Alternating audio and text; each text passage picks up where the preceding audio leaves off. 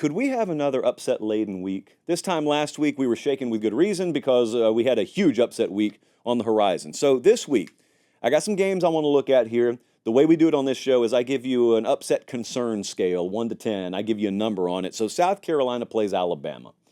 And for the most casual-minded amongst us, you remember Bama was favored by about 23 or 24 against Vandy. They're only favored by 21.5 here. Will it happen? Well, my concern level is 5.5 here. I don't think it'll happen, but hey, what is that worth? I didn't think Vandy would happen either. Diego Pavia last week tore Alabama up. Can Lenora Sellers do that? I think a very simple way to look at this is, well, what Pavia did, Lenora Sellers can do. I don't think he can. I don't know that he's ready to do that quite like Pavia did. And there are different dynamics here as well. Total Super Bowl moment for Vanderbilt last week, and good for him, by the way. South Carolina last week kind of got undressed early against Ole Miss, and now this is the next conference game for them. It's at home for Alabama. Like, there's so much different. And also, you got Bama's full attention, whereas I don't know what in the world kind of state of mind they were in last week. So I think South Carolina needs 30 minimum to win here. And they got 31, I think, against Kentucky when they went to Lexington and beat them, but it was a lot of non-offensive stuff. So if you can get that, then it's in play. The upset's in play. I just don't know that I can count on that. This is only a 5.5. It's a 5.5 because last week made me think that anything's possible. Otherwise, it'd be lower than that. What about the Red River Shootout, known by no other name on this program? Texas is favored by 14.5 against Oklahoma. I'm going to put a 7 on it. But I think Texas wins and covers. But I respect what this rivalry is, and I respect what college football can throw at us. Michael Hawkins, quarterback there for Oklahoma, kind of needs the game of his life. You know, that's all you ask. Game of your life. The Oklahoma defense, I think, needs to manufacture 10 points here.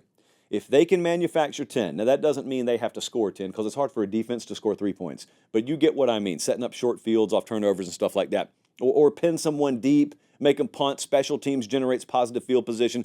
Those are defensive generated points and scoring opportunities. If they can score 10 and offensively they can find me 14, 24 points is not too much to ask. Now, anything above and beyond, that's great. But if I'm Oklahoma and I've got my defense, I think I can cook up a plan in 2 weeks with Brent Venables leading the way where I think I've got a shot if I score 24. If I can't get to 24, it's unreasonable, not impossible, but unreasonable to think I have a shot. They've got to limit explosive plays on offense. They've got to generate explosive plays in the aggregate on defense, whatever that means to you. It's a 7. It's a 7 because crazy stuff happens in these sorts of games. I don't expect it to happen, but I've been wrong before, so I'm going to make it a 7. Next up, a game I know good and well none of you are paying attention to. That's why I'm going to talk about it. In fact, I want to ask you, if you're listening on podcast and you can't see the bottom of the screen, Pitt is undefeated. Cal just lost gut-wrenching fashion against Miami. They have to travel cross-country to Pitt.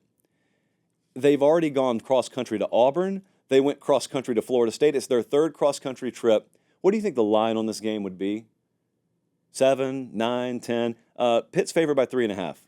And the model hates Pitt because the model still leans Cal, but the model's hated Pitt all year long, and we've lost money betting against Pitt. So I'm not going that far, but I'm going to put an 8 on my concern level for this game.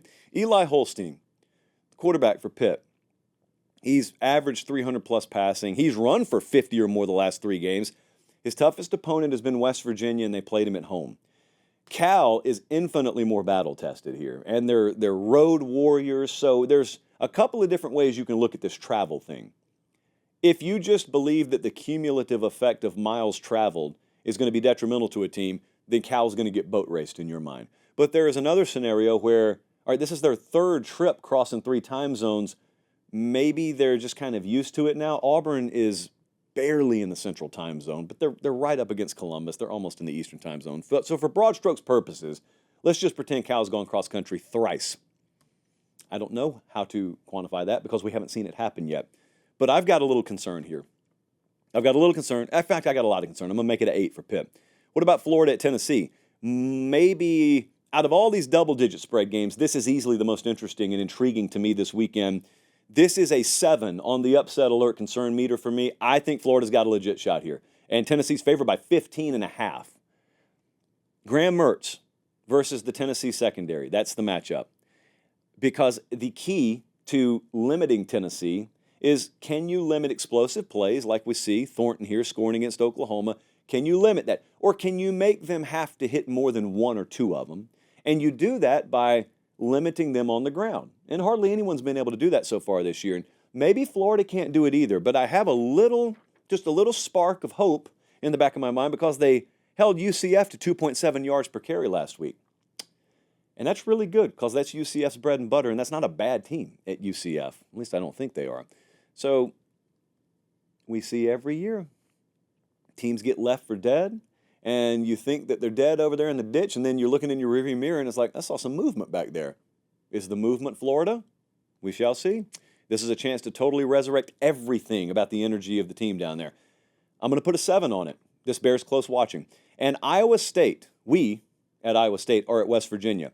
We are undefeated, and we are a 2.5-point favorite. I hope they don't lose. I've got a 9 on the upset alert concern meter. It's a tough spot. Should be a tough spot. Listen to me, I'm a little terrified. I have confidence, but I'm terrified. West Virginia ran for like half a mile to 3/4 of a mile last week. They ran for 389 yards against Oklahoma State. So that happened. Iowa State is 15th in the JP poll right now, and that's great. West Virginia's 28th. Like West Virginia's, that's them. They're knocking on the door of top 25 status. Their losses at West Virginia are to Penn State and Pitt.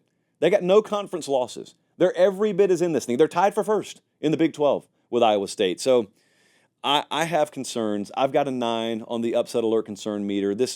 I can't see a way that this doesn't get decided in the fourth quarter. Hope I'm wrong. Think I'm right.